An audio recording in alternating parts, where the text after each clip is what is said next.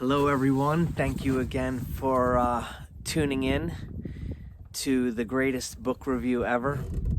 And I hope you enjoyed last week's segment. That's one of my roosters talking in the background. But this week I want to talk about a book named The Alchemist. The author is Paulo Coelho. And this book, if you read it, the first time you read it, you might think, oh, what a cute book. It's about following your dreams. Read it again and again, and you're gonna see this is a very deep book. And I will even go as far as to say that The Alchemist is a cautionary tale. And the reason I'm saying that is because I think we all have secret wishes and desires inside of us. And it's one thing to fantasize about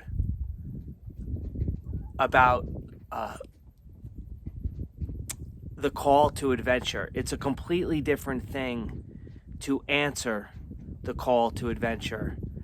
And once you answer that call to adventure, you better keep going, because if you answer the call to adventure but then you quit, I'm going to say that everything bad that can happen will. And I'll share a personal story about this, but I won't say it's just done there. So the book, The Alchemist, it's interesting because the more you read it, you can't really figure out who the main character is. Is it the boy Santiago, or is it actually the alchemist? And as far as the boy Santiago, you can see that there was already a potential within him to answer the call to adventure. I'm sorry if this thing's shaking a little bit. It's a little bit windy. It has been so cold. It's been like 10 degrees. But I love being outside, and I'm on our farm, and I like doing the podcasts outside. I love being in nature. So we live way back in the back of our farm, and it's right up against Shenandoah National Park. So it's pretty out here. So, but I love the nature. But going on to what I was talking about this boy Santiago, is that you can see right from the get-go of the book that a potential already exists within him to answer the call to adventure, because he goes against his parents' wishes for him.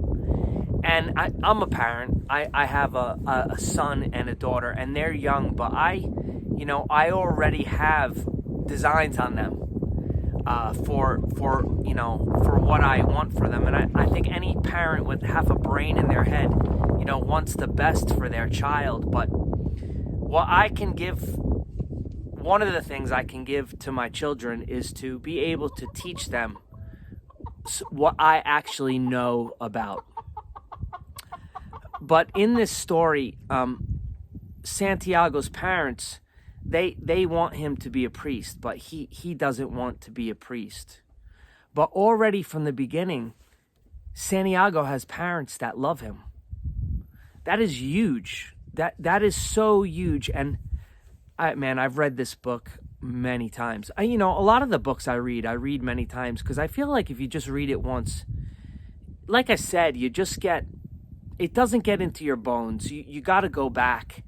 And like I'm saying, if you just read The Alchemist once, it might inspire you to be like, yeah, I could go for my dreams. But the more you read it, you see that, man, this book has so much symbolism in it, and also is a very helpful guide if you do have the courage to answer the call to adventure, because it's very easy to just settle into a life of mediocrity. And I'm not saying there's anything wrong with that, but I'm saying that That's a chicken, by the way, that decided to come up here. Maybe it'll come over here and visit. But the life of mediocrity, yeah, I think most people live lives of mediocrity. And I think what sticks us in a life of mediocrity ultimately is fear. But I'm gonna say from my own experience is that on the other side of fear is gold, spiritual gold, metaphorical gold, but also prosperity, financial prosperity, to actually answer that call to adventure and see it all the way through. But I also know what it's like to quit on a call to adventure, and I'll get to that because I think it's really important. But this character Santiago, he has parents that love him, and man, that right there is so huge. I feel like that is such a head start in life to have that foundation of being raised by people who really love you and they want the best for you. But Santiago, he has a deep desire to see the world, which his father didn't want that for him, but nonetheless, his father gives him 3 gold coins to carry out his dream of, in the beginning of being a shepherd, because being a shepherd is going to allow him to travel and see the world. The story goes on for there. That's just the beginning for Santiago. But the book, The Alchemist, it's like I said, it's hard to figure out who the main character is. And if you don't know what alchemy is, let me just read this to you. Because alchemy, I'll explain what alchemy is, but let me just read this to you. The alchemists spent years in their laboratories observing the fires that purify the metals. They spent so much time close to the fire that they gave up the vanities of the world. They discovered that the purifications of the metals led to a purification of themselves. I'm sorry if my pronunciation isn't good. Like I said, it's a little cold out here, but if you think that's a little paragraph from the book. If you think about that, alchemy, if you have a cursory understanding of alchemy, that it's the process of turning lead into gold, right? And that is very symbolic, right? That is very symbolic. But lead, the base metal of lead, in alchemy is contaminated with impurities. But at the same time, lead very much has a purpose. We have to understand here. We can't demonize things. We have to look at them for what they are. But if lead was to be purified, it would be gold, right? So what alchemy is saying is that gold is the purest form of metal. Okay, fair enough. But what this paragraph is saying, that the alchemists, in their intent and their study to turn lead into gold, the process of doing that purified themselves. So that to me is symbolic for the call to adventure, because you have a call to the adventure, and the call to adventure may be to obtain something. And you can reach that goal, but the process of attaining that goal, or the process in general of the call to adventure, is the true purification. And I think that's the point of all of it. And if you read the book The Alchemist many times, you'll see that ultimately it's the journey, it's Santiago's journey that developed him. And I think something we need to be wary of is unearned wisdom. That's the world of psychedelics, in my opinion, and also unearned money. Because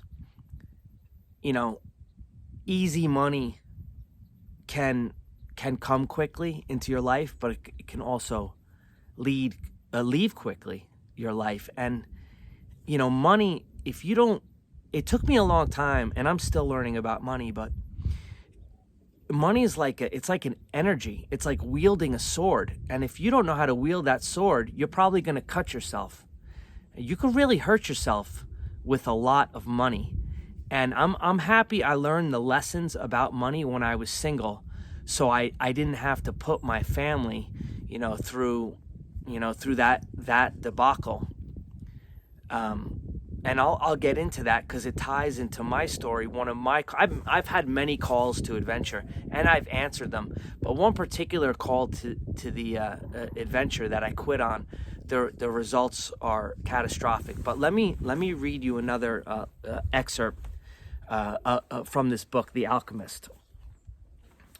The boy sat there by the well for a long time, remembering that one day in Tarifa, the Levanta are winds. The Levanta had brought to him the perfume of that woman, and he realized that he loved her before he even knew she existed.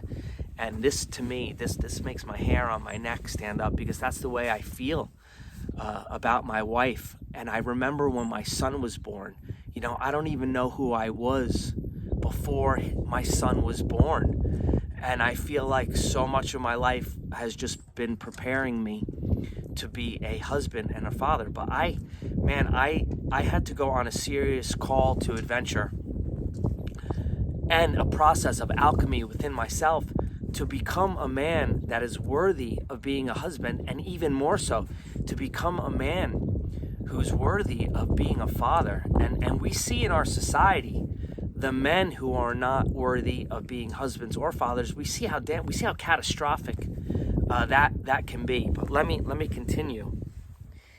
So Santiago, I don't want to read the story. Like I said, I don't summarize stories in this book review. I talk more about what these books mean to me and what came up in me when I was reading these books. So listen, this is the thing. When you're on the call to adventure and good things happen, you might want to quit that call to adventure. Like if you ever seen the movie, one of my favorite movies, Vision Quest, which is about the sport of wrestling, which I grew up wrestling. So it's one of my favorite movies with Matthew Modine. But he's on a vision quest to wrestle the greatest wrestler in the state for high school wrestling. I think he's in Washington State. And anyway, along the way, he falls in love with this woman, this girl. Well, she reciprocates, and he doesn't want to follow through on his vision quest anymore. Man, really dangerous. So let's say in the book Santiago experiences something, and the alchemist like that, and the alchemist says to him, this is the end. I don't want to read all of it to you because I don't want to ruin it for you, because this book is such an incredible book. It says, sometimes in the 4th year, the omens will abandon you because you stopped listening to them. So the alchemist says that to Santiago because on the journey, the alchemist befriends Santiago and vice versa. Well, the alchemist really had to test Santiago's courage, but Santiago, he doesn't want to follow through on his journey at some point because he has fallen in love, right? So the alchemist is explaining to him, man, listen, if you don't follow through on your quest, if you don't finish out this call to adventure, you will eventually come to resent the woman that you love, and you'll probably end up losing everything, because everything that has guided you and supported you on this call to adventure will abandon you. I've experienced that. I know what it's like to follow through all the way on a call to adventure, but I also know what it's like to quit on the call to adventure. And man, like everything that could have gone wrong in my life did. So, in this book, The Alchemist, Santiago, what he receives is something that we all need to follow through on the call of adventure, and that is support. In the world of an athlete, elite level athletes, if you don't have massive support, especially of your family, you might as well forget it. And when I say you might as well forget it, it's like, no, you you do what you love, you follow through on that sport, but you're going to get to a certain level where you're going to see entire communities supporting these athletes, because the truth of the matter is you can't do it all. You can't do it all. I've tried to do it all. It's next to impossible, and it'll break you. I think that we all have proclivity, we all have talents, we all have massive potential, massive potential. Man, one of the saddest things to see in life are people wasting their potential. That to me is, heartbreaking. It's absolutely heartbreaking to see that. And, one of the reasons children, I look at my son, and one of the reasons children are so magical is because they're so filled with potential. And don't forget, you were once a child, and this is the thing, that potential is still within you. Children, they have this innocence, and man, I want to fall to my knees and thank God that this innocence exists. And I had a mentor once that said to me, he said, you never lose that innocence you had in childhood. It just gets plastered over by lies. And that innocence, though, it can make us very, very gullible. It can make us naive. And that's possibly why we latch on to beliefs that necessarily aren't true. And we know at this day and age, information is easy to come by, but truth is not so easy to come by. And back to the Alchemist. One more thing that the Alchemist says to Santiago, and he says, when you possess great treasures within you and try to tell others of them, seldom are you believed. And that, I think, man, that you can relate that to a saying in the Bible, don't cast pearls before swine. You might not want to, if you have an amazing experience, you might want to consider only sharing it with people that are your true friends, that really have your best interests in mind, and they're actually going to hear what you have to say. But before I go, I just want to share this experience that I had. So I had gotten invited to a play, an off-Broadway play, by a client of mine when I had my first chiropractic practice in New York City, and he gave me a free ticket out of thank you for being his friend and his chiropractor. I have a tendency to become friends with my clients, and I went to this play, and man, it was one of the most inspiring things I've ever seen in my life. Man, not a dry eye was in this theater when the play was done. And during the play, towards the end, I'll never forget, I had this inspiration well up within me. And it was inspiration to carry out an athletic endeavor. To me, it was a great call to adventure. And so I started it, and I really committed to it. I won't go deep into it, but it was intense. It was months of training. I was not only running a full-time chiropractic practice and looking after one of my relatives that was sick, but I was also training up to 6 hours a day, 6 days a week, and I had to make weight for the specific sport. Like I said, I wrestled, but when I stopped wrestling, I got into Brazilian Jiu-Jitsu, and I've been doing that for over 20 years. So I wanted to, make a run at the World Championship. I was a brown belt at the time. And, I gave it all I could, but I won't go into great detail, but man, it got really hard. Things got really hard, and I quit. And when I first quit, I neglected so much of my other life. Like, laundry was piling up, my house was a mess, there was piles of mail on my kitchen table. My chiropractic practice was suffering, my income was diminishing. From the outside looking in, almost everyone was like, what are you doing? And yeah, there was not that support there that I wished. I had a couple good friends that supported me, but they were professional fighters, so they understood how important it was. But man, it got really hard, and I quit. And at first I felt relief. But let me tell you something. What transpired probably over the next 6 to 8 months was everything that could go wrong did. I experienced the death of a loved one, a massive betrayal, and almost catastrophic financial loss. Psychologically, all this happening led to significant depression and bouts of anxiety. During this period, there was a little bit over a month where I was only sleeping 2 to 3 hours a night. And it was the fire of alchemy, because I had said no. I had denied the call to adventure. Man, let me tell you something. I felt like I lost the love of God.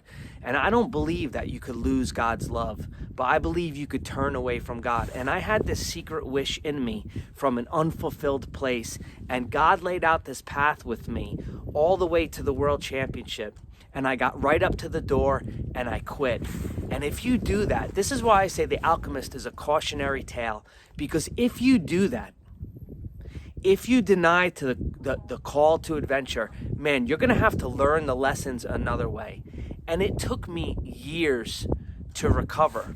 But the alchemy, man, let me tell you, the alchemy that transpired during the years, it burned off so much ignorance within me.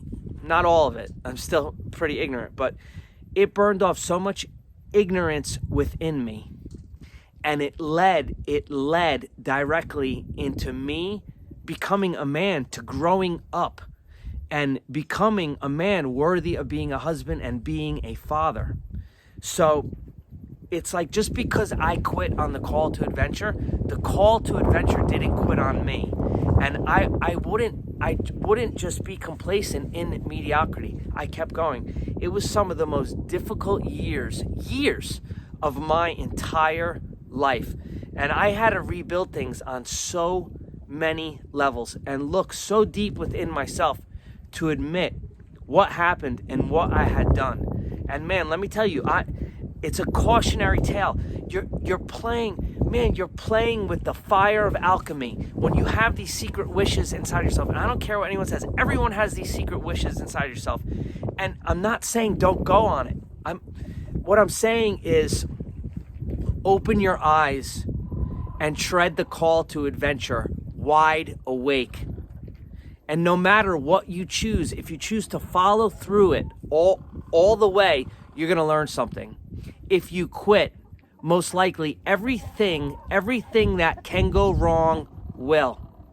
And that will be an alchemical fire that will transform you. That is my experience. That is my experience in life. So when you read this book, The Alchemist, your first read through, like I say, you may think to yourself, you may think it's like a children's book. But I'll tell you what, if a child reads this book, they're going to get it. I think this probably could be a very important book for a child to read.